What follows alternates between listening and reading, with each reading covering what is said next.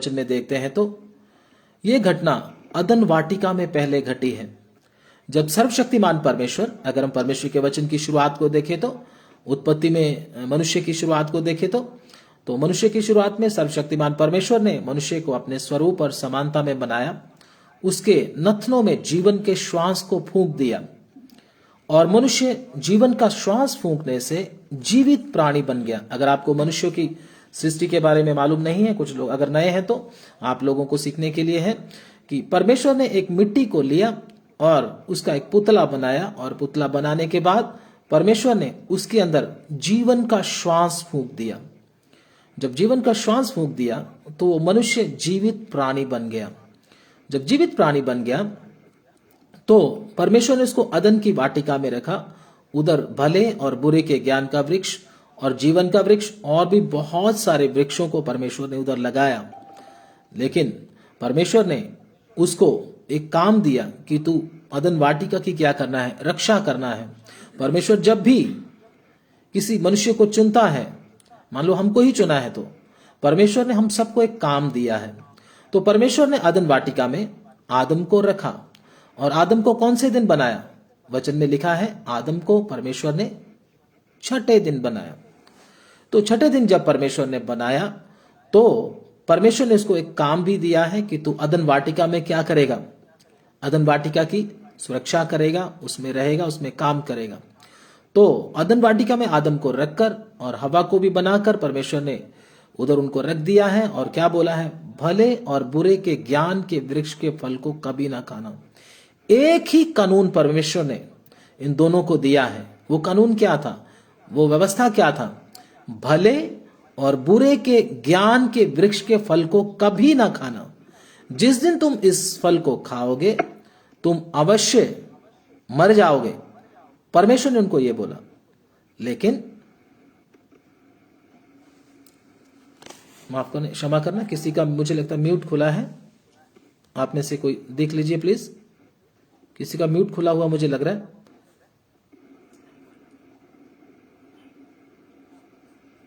All participants are muted. Thank you.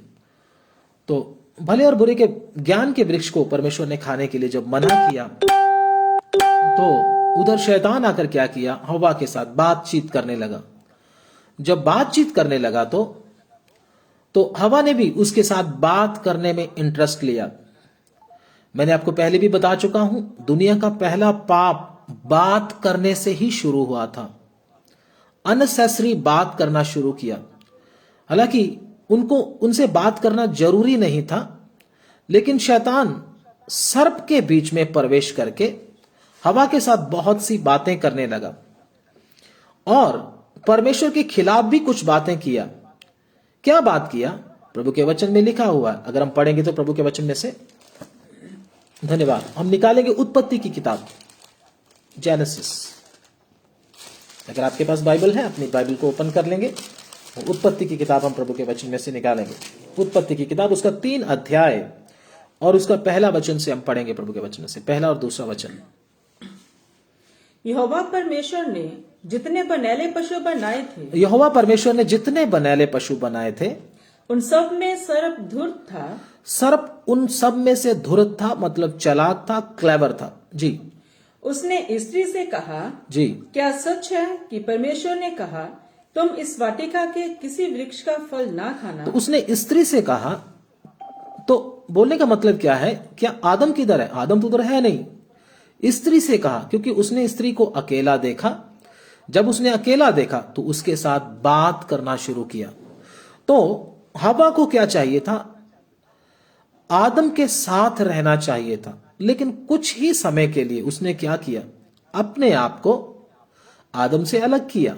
मालूम नहीं, Bible में नहीं लिखा क्यों किया, थोड़ी देर के लिए, लेकिन जैसे उसने अलग किया, उस थोड़े से समय का फायदा उठाकर उधर कौन आ गया?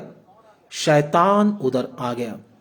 जब शैतान उधर आ गया तो हवा के साथ सबसे पहला सवाल उसको कर रहा है। बात करते समय सवाल क्या कर रहा है? कि क्या ये सच है कि, आगे पढ़े, क्या सच है कि परमेश्वर ने कहा? क्या ये सच है? मतलब परमेश्वर ने जो वचन कहा है वो सच है। शैतान का सवाल देखो। तो आपके सामने भी जब शैतान आएगा, आपको एक ही सवाल करेगा सबसे पहले, ये जो वचन में जो तूने सुना है, ये जो वचन तूने पढ़ा है, क्या यह सच है? एक ही सवाल खड़ा होता है। शैतान जब ये आपके पास आएगा, परमेश्वर के खिलाफ सवाल को खड़ा करेगा। लेकिन अगर मैं और आप जागृत नहीं रहे तो हम भी मुश्किल में फंस सकते हैं। मैं उस बात को दोबारा फिर रिपीट करने के लिए जा रहा हूं। शैतान जब भी आया तो सबसे पहला सवाल उसने किया, क्या सवाल किया? क्या यह सच है? बोलने का मतलब जो परमेश्वर ने जो वचन तुम्हें दिया है, क्या वो सच है? लेकिन हव्वा ने इस बात का जवाब नहीं दिया। हां वो सच है। उसको क्या बोलना चाहिए था? हां, परमेश्वर ने जो बोला है वो सच है। लेकिन इसने कुछ भी बोला नहीं। शैतान बोला क्या ये सच है? आगे पढ़े इसको। तुम इस वाटिका के किसी वृक्ष का फल ना खाना। तुम इस वाटिका के किसी वृक्ष का फल ना खाना। स्त्री ने सर्प से कहा, स्त्री ने सर्प से कहा, इस वाटिका के वृक्षों के फल हम खा सकते हैं, इस वाटिका के वृक्षों के फल हम खा सकते हैं, पर जो वृक्ष वाटिका के बीच में है, जो वृक्ष वाटिका के बीच में है, उसके फल के विषय में परमेश्वर ने कहा उसके फल के विषय में परमेश्वर ने कहा है कि ना तो उसको खाना, ना तो उसको खाना और ना उसको छूना, ना उसको छूना, नहीं तो मर जाओगे। नहीं तो मर जाओगे। बोलने का मतलब ये वचन पहले भी बता चुके हैं, लेकिन बहुत सारे लोग कुछ नए होने के कारण उसको रिपीट किया जा रहा है। शैतान को इसने क्या बोला कि परमेश्वर ने क्या बोला, जिस दिन तुम ना तो तुम उस फल को खाना, ना ही तो तुम उस फल को छूना, नहीं तो मर जाओगे। तो मैं आपको बोलता हूं, क्या परमेश्वर ने हव्वा को ऐसे बोला था, ना ही तुम उसको खाना, ना ही तुम उसको छूना, नहीं तो मर जाओगे, ऐसा बोला था? परमेश्वर के वचन में ऐसा कहीं नहीं लिखा। हव्वा को परमेश्वर ने ऐसा नहीं बोला, ना ही खाना ना ही छूना, नहीं तो मर जाओगे। परमेश्वर ने क्या बोला था? पढ़ेंगे उत्पत्ति 2 अध्याय उसका 16 और 17। परमेश्वर ने कैसे बोला था, पढ़िए। और यहोवा परमेश्वर ने आदम को ये आज्ञा दी, यहोवा परमेश्वर ने आदम को ये आज्ञा दी, तू वाटिका के सब वृक्षों का फल बिना खटके खा सकता तू है, वाटिका के वृक्षों के फल बिना खटके खा सकता है, पर भले या बुरे के ज्ञान का जो वृक्ष है, पर भले और बुरे के ज्ञान का जो वृक्ष है, उसका फल तो कभी ना खाना, उसका फल तू कभी ना खाना, क्योंकि जिस दिन तू उसका फल खाएगा, जिस दिन तू उसका फल खाएगा, उसी दिन अवश्य मर जाएगा। उसी दिन तू अवश्य मर जाएगा। जिस दिन तू खाएगा तू उसी दिन मर जाएगा, अगले दिन नहीं मरेगा, उसी दिन तू अवश्य क्या हो जाएगा? मर जाएगा। परमेश्वर ने ये बोला था। लेकिन ये क्या बोल रही है? ना ही तो खाना, ना ही उसको छूना, नहीं तो मर जाएगा। मतलब कितना फर्क है बोलने में, वचनों में कितना फर्क इस बहन ने डाल दिया। मतलब परमेश्वर का वचन जैसा है, अगर आप उसको वैसा ही नहीं लोगे, तो उसमें से कुछ मिलावट करने की कोशिश करोगे, तो वो आपके लिए नाश का कारण बन जाएगा। हव्वा ने भी ऐसा किया। उसको वचन को क्या कर लिया? बीच में पतला कर लिया, उसकी पावर को क्या कर दिया? घटा दिया। उसमें घटा दिया। वचन में लिखा, जो इस वचनों में से घटाएगा या बढ़ाएगा, परमेश्वर उसके ऊपर विपत्तियां लाएगा, परमेश्वर का वचन कहता है। इसलिए मैं और आप परमेश्वर के वचन में से कुछ घटा बढ़ा नहीं सकते, कुछ ऐड नहीं कर सकते। बहुत सारे लोग वचन में ऐड करने की कोशिश करते हैं। मैंने एक दिन सुना था फेसबुक के ऊपर, यूट्यूब के ऊपर, वो बोल रहे थे क्रिश्चियनिटी क्या कर रही है, क्या उसको बोलेंगे, वो ग्रोथ, मतलब क्या, थोड़ा सा ग्रोथ कर रही है। ग्रोथ करने का मतलब ये नहीं कि आत्मा में बढ़ रही है, मतलब वो एडवांस हो रही है। वो बोल रहे थे क्रिश्चियनिटी एडवांस हो रही है, मसीहत एडवांस हो रही है। मतलब एडवांस होने का मतलब उसमें कुछ और भी डाला जा रहा है। शैतान का काम है ये।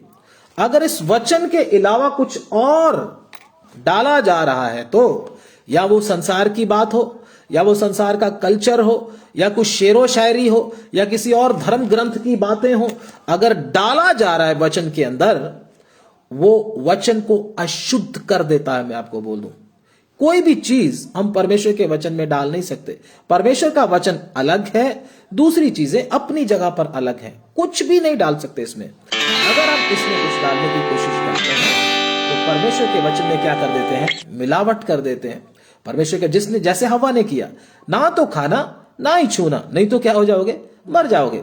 तो पहले हमने क्या सीखा था, परमेश्वर ने आदम और हवा को इकट्ठा रहने के लिए बोला था, लेकिन हवा ने क्या किया, आदम से क्या हो गई, थोड़ी देर के लिए क्या होगी, अलग हो गई। तो हमारा आदम कौन है, हमारा आदम है प्रभु यीशु मसीह। हम उसकी कलीसिया हैं। हमको हमेशा उठते बैठते चलते लेटते हर समय अपने प्रभु को अपने साथ रखना है। प्रभु को छोड़कर नहीं जाना है कहीं भी, प्रभु को अपने साथ रखना है। लेकिन इसने क्या किया, आदम से थोड़ी देर के लिए जब अलग हुई, उधर शैतान को आने का मौका मिल गया। जब शैतान को आने का मौका मिल गया तो शैतान इसके दिमाग में सबसे पहला काम क्या डाला, परमेश्वर के प्रति शक डाल दिया। परमेश्वर सबसे ज्यादा नफरत अगर आप उसके ऊपर शक करोगे उसी बात से करेगा। परमेश्वर के ऊपर कभी शक नहीं करना। सबसे बड़ा अपराध परमेश्वर के ऊपर शक करना है। परमेश्वर पता नहीं करेगा या नहीं करेगा, तो परमेश्वर को क्या करते हैं, हम चैलेंज करते हैं। इसलिए मैं आपसे विनती करता हूं, परमेश्वर ने जो हमको वचन दिए हैं उसको सत्य माने, उसको सत्य माने, उसके ऊपर कभी शक ना करें। क्योंकि परमेश्वर क्या है, वफादार है। दुनिया में एक ही वफादार है, वो कौन है, सर्वशक्तिमान परमेश्वर। उसमें कोई गलती नहीं, वो कभी किसी को धोखा नहीं देता। प्रभु का वचन कहता है, प्रभु खुद बोलता है उसके लिए, परमेश्वर मनुष्य नहीं कि वो झूठ बोले। परमेश्वर कभी झूठ बोलता नहीं है। हम परमेश्वर को कई बार अपने जैसा समझ लेते हैं और परमेश्वर के किए हुए वायदों के ऊपर हम शक कर लेते हैं, जो कि हमारे लिए नाश का कारण बन जाता है। हवा ने भी शैतान की आवाज को सुनकर परमेश्वर के ऊपर क्या कर लिया, शक कर लिया। जब परमेश्वर के ऊपर शक कर लिया तो अगली परीक्षा में वो फंस गई। आगे पढ़े उसको, उत्पत्ति 3 कहा आगे। हाँ, तब सर्प ने स्त्री से कहा, जब ये बात क्लियर होगी कि आदम परमेश्वर क्या है, सत्य नहीं है, परमेश्वर में सत्य नहीं है, जब ये बात उसको क्लियर होगी तो उसने क्या किया, तुम निश्चय ना मरोगे, वरन परमेश्वर आप जानता है, जिस दिन तुम उसका फल खाओगे, उसी दिन तुम्हारी आंखें खुल जाएंगी, और तुम भले बुरे का ज्ञान पाकर परमेश्वर के तुल्य हो जाओगे। अब उसने क्या कर दिया, भले और बुरे का ज्ञान पाकर परमेश्वर के तुल्य हो जाओगे, उसको बोल दिया। भले और बुरे का तुमको ज्ञान हो जाएगा। अब उसको लालच क्या दे दिया, ज्ञान का लालच दे दिया। ज्ञान के चक्कर में उसको फंसा दिया। चाहिए क्या था उसको, जीवन का कुछ चाहिए था, फंसा दिया। आज भी बहुत सारे लोगों को शैतान ज्ञान के चक्कर में फंसा रहा है। उनको जीवन से कोई मतलब नहीं, मेरा जीवन सही है या नहीं उससे कोई मतलब नहीं, मुझको ज्ञान चाहिए, अलग अलग तरह का ज्ञान चाहिए। और वो ज्ञान पाने के लिए सारा दिन आदमी क्या बैठा रहता है, फोन के ऊपर बैठा रहता है। ये भी ज्ञान चाहिए, वो भी ज्ञान चाहिए, इधर का भी ज्ञान चाहिए, उधर का भी ज्ञान चाहिए। ज्ञान के चक्कर में अपने आप को बर्बाद करता जा रहा है। आज भी शैतान लोगों को ज्ञान के चक्कर में फंसा दिया। इसलिए कृपया करके आप जीवन को पाने की लालसा करें। प्रभु मुझे आपकी तरह जीवन दे, जैसे आप में जीवन है मुझ में भी प्रभु जीवन आए। मुझे ज्ञान के चक्कर में नहीं पड़ना। जो बातें परमेश्वर हमको सिखाना नहीं चाहता, कृपया करके उन बातों को सीखने की कोशिश ना करें, उन बातों के पीछे समय खर्च ना करें, उनसे दूर रहें तो हमारे लिए क्या है, बेहतर है। लेकिन अगर हम जो बातें परमेश्वर हमको बताना नहीं चाहता वो सीखने के चक्कर में पड़ गए तो हम भी शैतान की अगली परीक्षा में फंसेंगे, और ऐसा फंसेंगे जैसे हवा फंस गई। आगे पढ़ेंगे। अतः जब स्त्री ने देखा कि उस वृक्ष का फल खाने के लिए अच्छा जी और देखने में मन भाव और बुद्धि देने के लिए चाहने योग्य भी है, तब उसने उससे तोड़कर खाया और अपने पति को भी दिया। जी, उसने क्या किया, फिर जब उसने देखा, जब उसके अंदर ये लालसा, उसने ओके कर दिया अंदर से। पाप आपके जीवन में प्रवेश कैसे करता है? पाप तब प्रवेश करेगा, पाप करने के बाद प्रवेश नहीं करता। जैसे आप में से बहुत सारे लोग सोचते होंगे फल जैसे उसने खाया तो उसे पाप हो गया। फल खाने से पाप नहीं हुआ, फल खाने का डिसाइड करते समय उसमें पाप आ गया। जब उसने सोच लिया, तय कर लिया, अब मैं खाऊंगी, क्योंकि ये फल क्या है, देखने में क्या है। जब उसने देखा कि देखने में मनभाऊ है, फल खाने में अच्छा है और बुद्धि देने में क्या है, चाहने योग्य है, तो उसने डिसाइड कर लिया, अंदर से ओके कर दिया, उसको मार्क कर दिया, अब तो खाना ही खाना है। ऐसे जब भी उसने सोच लिया, उसी समय पाप उसके अंदर प्रवेश कर गया। पाप प्रवेश करने का क्या, ऐसे पाप प्रवेश किया उसके अंदर, डिसाइड कर लिया। हम भी जब किसी चीज को देखकर उस पाप को करने के लिए डिसाइड कर लेते हैं, हम खुद डिसाइड करते हैं मैंने ये करना है, उसी समय पाप हमारे अंदर प्रवेश कर जाता है। तो हमें भी क्या करना है, इस चीजों का क्या देना, ध्यान देना है कि मेरे अंदर भी कहीं पाप प्रवेश ना कर जाए। पाप को प्रवेश करने का मौका नहीं देना, मना करना, मुझे नहीं चाहिए। यूसुफ के अंदर भी वो पाप प्रवेश करने का कोशिश किया व्यभिचार का, लेकिन वो मना ही करता रहा, मना ही करता रहा। कब तक मना करना, जब तक आपके श्वास नहीं निकल जाते। बोलते हम कब तक मना करते रहे, कब तक इस परीक्षा से बचते रहे, कब तक मना करूं मैं, जब तक प्राण नहीं निकल जाते। प्रभु का वचन कहता है प्राण देने तक विश्वास योग्य रहे तो मैं तुझे जीवन का ताज दूंगा। तो इसलिए पाप को तब तक इग्नोर करते रहना है, पाप को तब तक मना करते रहना नहीं चाहिए, नहीं चाहिए, जब तक हमारे शरीर से हमारा प्राण नहीं निकल जाते, तब तक। क्योंकि ये हमारी क्या है, परीक्षा है। परमेश्वर हमको चेक करता है ना। हर परमेश्वर अपने धर्मी जनों को परखता है, हमारा परमेश्वर। इसलिए कृपा करके इन बातों का ध्यान दें। और हवा ने जैसे ही सोचा मैं इसको खा लूं, तो पाप उसके अंदर क्या हो गया, प्रवेश हो गया। आगे पढ़ दीजिए। तब उसने उसमें से तोड़कर खाया और अपने पति को भी दिया। पाप कब किया उसने, पहले ही कर लिया, तब उसने उसको प्रैक्टिकल में लिया, शारीरिक तौर पर बाद में किया, पहले अंदर ही पाप हो गया। परमेश्वर किधर देखता है, अंदर को देखता है। बहुत सारे लोग अंदर तो पाप कर चुके, लेकिन प्रैक्टिकल करने में अभी उनको समय नहीं मिला। समय की क्या है, वो इंतजार में है। तुमको बोलते हमने तो अभी किया ही नहीं कुछ भी, लेकिन जो अंदर चल रहा है मेरे भाई, उसको कौन देखेगा। जो अंदर प्लानिंग चल रहे हैं उनको कौन देखेगा। उसको तो कौन देखता है, पास्टर तो देखता नहीं, आपका विश्वासी तो देखता नहीं, कौन देख रहा, परमेश्वर की आंख बराबर आपको देख रही है। और शैतान की सारी शक्तियां आपके ऊपर नजर गड़ाकर बैठी हुई है, ये करेगा कब, ये जब भी करे तो मैं इसको क्या करूं, समझो। तो इसलिए मुझे और आपको क्या है, इस दुनिया में रहकर बहुत सारी परीक्षाओं का सामना करना है, लेकिन अगर आप यीशु को साथ लेकर चलते हैं, आप परीक्षा में नहीं फंसेंगे। कई बार हम क्या कर देते हैं, यीशु को साइड पे कर देते हैं। जैसे हवा ने आदम को साइड पे कर दिया, किस में फंस गई, परीक्षा में फंस गई। बहुत सी बातें करने लगी, बातें करने से ही पाप आया। प्रभु का वचन क्या कहता है, जहां पर बहुत सी बातें होती हैं वहां पे अपराध भी होता है। तो कृपया करके उतना ही बात करें जितना हमारे लिए क्या है, जरूरी है। बोलने का मतलब किसी फालतू बात के ऊपर क्या ना करें, हम किसी के साथ इधर उधर की बात ना करें जिसके कारण हमारा फंसने का कारण ना बन जाए। इसलिए हम लोग नॉर्मल बात करें। सारा दिन लोग फोन के ऊपर पता नहीं किस किस के साथ लगे रहते हैं, मालूम नहीं, प्रभु ही जानता है। ये भी सही नहीं है, वचन के अनुसार नहीं है। वो समय जो परमेश्वर को देना चाहिए, हम फोन पे पता नहीं किसको दे रहे हैं। ये हमारे लिए खतरे की घंटी है। मैं आपको बोलता हूं, वही समय आप अगर परमेश्वर को दोगे तो मुश्किल आते समय आप हंसोगे, आपको चिंता नहीं आएगी, आपको घबराहट नहीं आएगी, आप आनंदित होगे। दुनिया परेशान होगी, आप आनंदित होगे। क्यों? क्योंकि आप जो समय आपको बहुमूल्य मिला था वो आपने परमेश्वर को दिया है। लेकिन ज्यादातर घबराहट किनको आती है, परेशानी किनको आती है, जिन्होंने अपने समय को परमेश्वर को जो देना चाहिए था वो किसी और चीज को दे दिया। इसलिए घबराहट होती है, अब मैं करूं क्या, अगर अभी मेरी मौत हो जाती तो मैं जाऊंगा किधर। यह घबराहट होती है। क्यों? क्योंकि आपने अपने समय को सही यूटिलाइज नहीं किया, समय को सही जगह पर नहीं लगाया, इसलिए घबराहट आपको सता रही है। तो कृपया करके आप क्या करें, जो परमेश्वर ने आपको समय दिया है उस समय को प्रभु में ही बिताएं।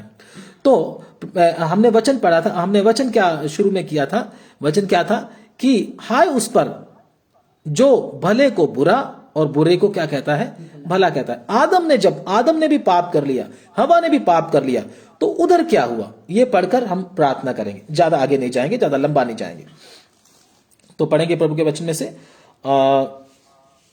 3 अध्याय, और उसका हम पढ़ेंगे प्रभु के वचन में से 9 से पढ़ेंगे, 11 से पढ़ेंगे। उसने कहा, किसने तुझे बताया कि तू नंगा है? हाँ, परमेश्वर जब अदन वाटिका में दिन के ठंडे समय में आए तो परमेश्वर उसके साथ बात करते थे। जब उसने पाप किया फिर भी परमेश्वर के साथ बात करने के लिए आए, लेकिन आदम अब बात करने के क्या नहीं है, लायक नहीं। उसको ही पता चल गया, उसको खुद को पता चल गया मैं ये बात करने के लायक नहीं हूं। तो परमेश्वर ने उससे पूछा, आदम तू कहां है? तो वो बोला, मैं तेरा शब्द बारी में सुनकर डर गया, क्योंकि मैं नंगा था इसलिए छिप गया। मैं आपको बताता हूं एक बात, अगर आप भी परमेश्वर का वचन सुनने से छिपते हैं, परमेश्वर का वचन सुनने से दूर रहते हैं, परमेश्वर का वचन सुनने को आपको मन नहीं और दुनिया के सारे काम करने को आपको मन है, वचन सुनने को मन नहीं, तो मैं आपको बोलता हूं आपके अंदर पाप छुप कर बैठा हुआ है जो आपको परमेश्वर के वचन से दूर करता है। अगर वचन सुनने का आपको मन नहीं है तो पाप ने आपको पकड़ कर रखा हुआ है, आपको वचन से दूर लेकर जा रहा, परमेश्वर की आवाज सुनने नहीं देता और परमेश्वर से दूर भागता है। यह भी परमेश्वर से छिप गया। किस में छिप गया? झाड़ियों में छिप गया। अरे तो झाड़ियों में जाकर परमेश्वर से छिप जाएगा? झाड़ियां तुझे छुपा लेंगी? नहीं छुपा सकती झाड़ियां, ठीक है ना। हम कितना भी अपने आप को छिपाने की कोशिश करें, आजकल लोग क्या करते हैं, झाड़ियों में छिपने का मतलब क्या है? बहुत सारे लोग धर्म के काम करते हैं, कोई लंगर बांटता है, कोई पशु को खाना खिलाता है, कोई कीड़ों को चावल देता है, कोई कुछ करता है, कोई गरीबों में खाना बांटता है। मेरे भाई, गरीबों को खाना देने से तेरा पेट तो उसका पेट भर जाएगा, गरीब का पेट भर जाएगा, गऊ का पेट भर जाएगा, लेकिन तेरा पाप माफ नहीं होगा। इस तरीके से पाप उधर ही बना रहेगा। तो उसने भी अपने आप को छिपाने का तरीका अपनाया। बहुत सारे लोग जो पाप में फंसे हुए, वो भी अपने पाप के ऊपर मिट्टी डालने के लिए क्या करते हैं, कभी गऊ को खाना खिला दिया, कभी कीड़ों को खाना खिला दिया, कभी किसी गरीब का भला कर दिया, कभी हॉस्पिटल खुलवा दिया, कभी पंखा लगवा दिया, कभी धर्मशाला बनवा दिया। पाप पे मिट्टी डालने की कोशिश करते हैं। पाप पर जितना भी आप मिट्टी डालो वो समय पर प्रकट हो ही जाएगा, उसको आप छुपा नहीं सकते। आदम भी ऐसे अपने आप को झाड़ी में छुपाने की कोशिश कर रहा था। हम भी बहुत सी झाड़ियां से अपने आप को छुपाने की कोशिश करते हैं।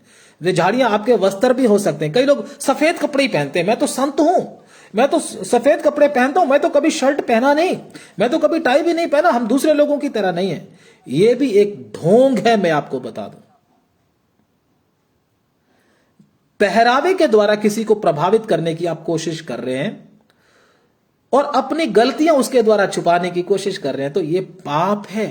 मैं ये नहीं बोलता सफेद कपड़ा पहनना पाप है, ये नहीं, लेकिन कुछ लोग अपनी गलती को छुपाने के लिए भक्त की तरह, एक भक्त की तरह दिखने की कोशिश करते हैं, जो कि छिप नहीं पाओगे आप। ऐसे ही आदम ने भी अपने आप को झाड़ियों में छुपाने का कोशिश किया। उसके बाद उसने क्या किया, अंजीर के पत्तों से क्या किया, अपने आप को ढांपने का कोशिश किया, लेकिन वो भी जल गए। समय आने पर वो भी क्या हो गए, जल के खत्म हो गए। फिर बाद में परमेश्वर को उसको ढांपने के लिए एक जानवर को बलि करना पड़ा, मारना पड़ा, और उसकी खाल परमेश्वर ने उसको उड़ा दी, उसके अंगरखे बनाकर दिए परमेश्वर ने, उससे उसका शरीर क्या हो गया, ढक गया। तो आगे जब हम पढ़ते हैं तो जल्दी से पढ़ दीजिए इसको। वो बोला मैं नंगा हूं, 12 वचन पढ़ दें। आदम ने कहा, जिस स्त्री को तूने मेरे संग रहने को दिया है जी, उसी ने उस वृक्ष का फल मुझे दिया और मैंने खाया। हाँ, जब आदम से पूछा गया ये बात, तो आदम ने कहा, जिस स्त्री को तूने मेरे संग रहने को दिया उसी ने उस वृक्ष का फल मुझे दिया और मैंने खाया। मतलब ये परमेश्वर की भलाई को पाप आने से भूल गया। परमेश्वर ने तेरे साथ कितनी भलाई की, तू तो मिट्टी ही था, लेकिन परमेश्वर ने किस प्रकार से तुझे, तेरे अंदर जीवन का तेरे नथनों में जीवन का श्वास फूंककर तुझे जिंदा प्राणी बनाया। और तूने, तेरे लिए एक साथी दिया, तेरे को अदन वाटिका में रखा, सारा इंतजाम तुझे करके दिया। लेकिन जब तू तेरे लिए हवा को बनाया था, एक साथी को बनाया था, तब तो तू क्या बोल रहा था? तब तो तू बोल रहा था कि ये मेरी हड्डी में से हड्डी, मेरे मांस में से मांस है। तेरी भाषा में फर्क पड़ कैसे गया? अब तू दोष किसके ऊपर दे रहा है? परमेश्वर के ऊपर दोष दे रहा है। क्या दोष दे रहा है? तूने ही क्या किया? जो स्त्री मुझे दी है उसी ने मुझे फल दिया और मैंने खाया। मतलब सारा दोष तेरा है, इसमें मेरा कोई दोष नहीं है। आजकल भी दुनिया में ऐसी शिक्षाएं आ रही हैं, ध्यान से सुन लीजिएगा। गलत शिक्षा क्या है जी? परमेश्वर ही सब कुछ करवाता है, वही उसी का किया धरा है, वही सब कुछ करवाता है। क्या परमेश्वर ऐसा है कि आपसे पाप करवाता है? उसी का खेल है जी, बस वही खेल खेल रहा है। परमेश्वर खेल खेलता है? परमेश्वर खेल खेलने के बाद आदमी को नष्ट कर देता है? ये शैतान क्या कर रहा है? बहुत लोगों को क्या कर रहा है? धोखा दे रहा है। परमेश्वर ऐसा नहीं है। परमेश्वर के व्यक्तित्व के ऊपर, परमेश्वर की विश्वास योग्यता के ऊपर सवाल खड़ा ना करें, ये पाप है, मैं आपको बोलता हूं। इसलिए कृपया करके आप क्या करें? परमेश्वर की विश्वास योग्यता के ऊपर विश्वास रखें। और जैसे ही इसने पाप किया, इसका बोल चाल ही बदल गया, इसका सोच ही बदल गया। दोष किसको देने लगा? पाप खुद किया है। दोष किसको? परमेश्वर को। हमारे ऊपर भी जब मुसीबत आती है, दोष किसको देते हैं? प्रार्थना तो करवाया था, वचन तो पढ़ा था, ये किया था, वो किया था, लेकिन फिर भी मेरे साथ ऐसा क्यों हो रहा है? दोष किसको? परमेश्वर को। मेरे भाई, पाप हमने किया है, परमेश्वर को दुखी हमने किया है, तो सजा भी किसको मिलेगी? हमें ही मिलेगी ना, किसी और को थोड़ी ना मिलेगी।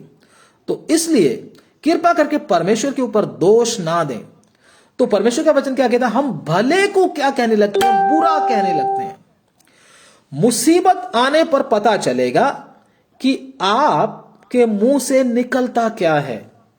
हमारे ऊपर जब हमारे काम पूरे नहीं होते, परमेश्वर कई बार हमारी प्रार्थना की और उत्तर नहीं देता, सुनता तो है, उत्तर नहीं देता, तो हमारे बोल चाल में भी क्या पड़ जाता है? फर्क पड़ जाता है। हम भी क्या देने लगते हैं? परमेश्वर को कई बार दोष देने लगते हैं, जो कि सेम आदम के स्वभाव की तरह उस भले परमेश्वर को बुरा बोलने लगते हैं। तूने किया है, मैंने तो प्रार्थना किया था। सारा दोष किसके ऊपर? परमेश्वर के ऊपर। लेकिन अपने पाप की ओर देखते नहीं है कि जो मैंने पाप किया था वो कितना बड़ा था। परमेश्वर की विश्वास योग्यता के ऊपर हम एकदम सवाल उठा देते हैं। इसलिए हमने वचन क्या देखा था? हाय उस पर जो भले को क्या कहता है? बुरा कहता है, और बुरे को क्या कहता है? भला कहता है। आजकल मैं एक बात बताकर समाप्त करने के लिए जा रहा हूं। आजकल क्या हो रहा है? जो आप टीवी प्रोग्राम देखते हैं, फेसबुक, व्हाट्सएप या इन चीजों के ऊपर जो देखते हैं, इसमें बच्चों के भी दिमाग में ऐसी प्रोग्रामिंग की जा रही है जिसमें बुरी बातों को अच्छा करके या हंसी मजाक ठट्टा करके दिखाया जा रहा है। ये तो हंसी की बात है, कोई बात नहीं, ऐसा तो चलता है। जैसे आजकल आप टिकटॉक, फेसबुक, व्हाट्सएप, ये इंस्टाग्राम के ऊपर देखते हो, बहुत सारी गंदी बातों को, पड़ोसन की बातों को बताकर हा हा हा करके एक ट्यून बजा देते हैं। उसमें क्या है? ये तो मजाक है, ये चलता है सब। धीरे धीरे करके इन बातों को आपके दिमाग में डाला जा रहा है ताकि इन बातों को आप हल्के में लो। और कितने प्रैंक्स आ रहे हैं आजकल, कितने गंदे प्रैंक्स आ रहे हैं।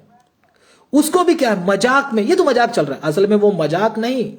शैतान बड़ी चालाकी से उस प्रैंक के द्वारा तुम्हारे अंदर प्रोग्रामिंग कर रहा है ताकि आप बुरे को भी भला कहना सीख जाओ। ये तो ठीक है, ये तो चलता है बस। फिल्म इंडस्ट्रीज में क्या होता है? बच्चों को शुरू से ही क्या करने लगते हैं? उल्टी सीधी बातें सिखाने लगते हैं। लेकिन जब वो बच्चा बड़ा हो जाता है, उसके लिए तो फिर नॉर्मल बात होगी ना ये। उल्टी सीधी बात है, नॉर्मल बात। वो कहता है ये तो चलता है, कोई बात नहीं, ये तो कल्चर है। शराब की बोतल को तो वो कुछ समझते ही नहीं है, वो कहता है ये तो आम बात है, ये कौन सी है। मैंने कई लोगों से बात किया, आप भाई शराब क्यों पीते हो? तो ये तो हमारा कल्चर है, ये बचपन से ही हम करते आ रहे हैं, ये तो हमारे लिए कोई वो पाप नहीं है, हमारे लिए कुछ ऐसा काम नहीं है ये।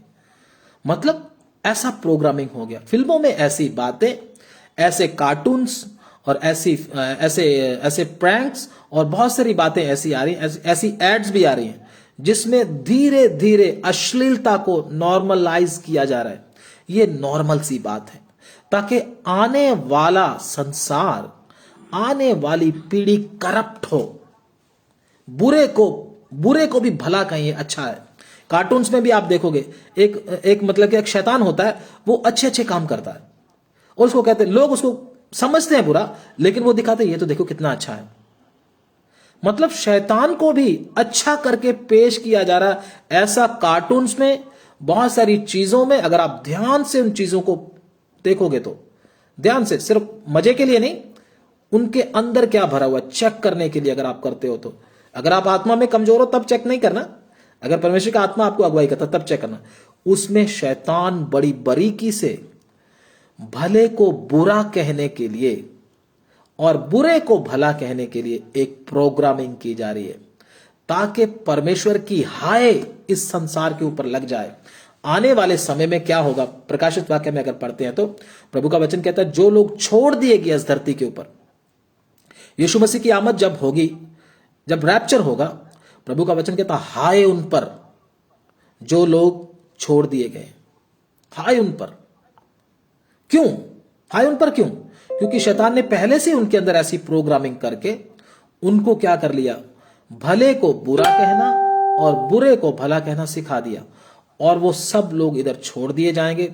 और उसके बाद जो इस धरती के ऊपर विनाश आएगा, उसके बारे में परमेश्वर का वचन बोलता है, धरती के ऊपर रहने वालों के लिए हाय। आप प्रकाशित वाक्य में पढ़कर देख लेना, ये प्रोग्रामिंग बहुत बारीकी से की जा रही है। कृपया करके मेरी हाथ जोड़कर बेनती है सबसे, इन बातों का ध्यान रखें। आप भले को भला ही कहना है, बुरे को बुरा ही कहना है। शैतान पूरे सिस्टम को खराब करने की कोशिश कर रहा है। अगर आपको वचन मालूम नहीं है तो आप भी उनके साथ मिलकर क्या बोलोगे? आजकल सिखाया भी क्या जा रहा है, कुछ पाप कुछ नहीं होता।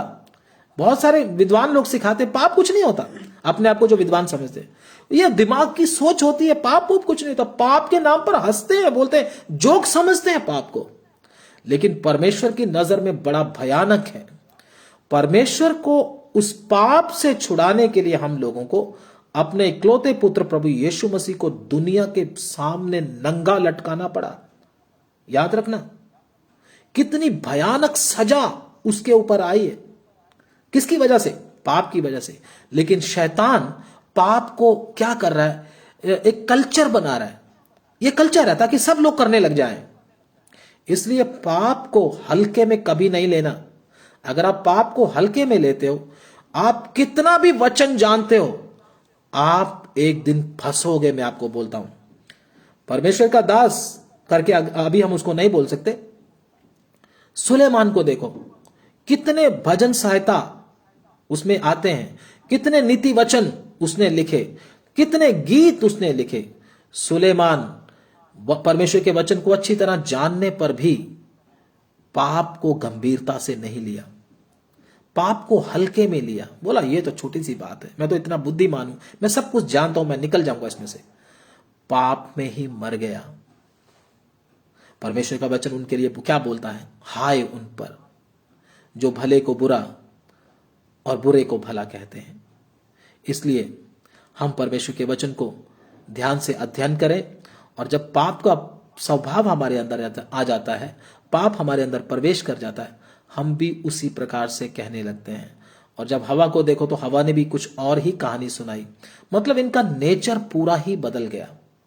लेकिन हमारा परमेश्वर हमको इन चीजों से बचाना चाहता है, हमको गाइड कर रहा है हमारा परमेश्वर। सबसे पहली बात हमने सीखी, परमेश्वर के ऊपर शक नहीं करना। नंबर 2, अपने परमेश्वर के साथ साथ हमको चलना है, तब हम फंसेंगे नहीं। वचन कहता है जागते रहो और प्रार्थना करते रहो ताकि परीक्षा में ना फंस जाओ। नंबर 3 हमने क्या सीखा है? नंबर 3 हमने क्या सीखा है? नंबर 3, हमने ज्ञान के चक्कर में नहीं पड़ना, हमको जीवन चाहिए। प्रभु को बोलना, प्रभु मुझे इधर उधर का ज्ञान नहीं चाहिए, जो आप ज्ञान मुझे नहीं सिखाना चाहते मुझे नहीं चाहिए, मुझे लाइफ चाहिए, मुझे जीवन चाहिए। तो जीवन के लिए परमेश्वर के सामने प्रार्थना करना है और परमेश्वर को कभी दोष नहीं देना, परमेश्वर को कभी दोष नहीं देना। परमेश्वर विश्वास योग्य है, परमेश्वर सच्चा है, वो कभी झूठ नहीं बोलता, वो हमारे साथ कभी बुरा नहीं करता। हाँ, वो न्यायी होने के कारण हमारे पाप के अनुसार हमको सजा जरूर देता है, लेकिन वो सच्चा है, ये बात याद रखना। प्रभु इन वचनों के द्वारा आपको बहुत बहुत आशीष दे। आमीन। प्रभु आपको आशीष दे। God bless you. प्रार्थना करेंगे। धन्यवाद।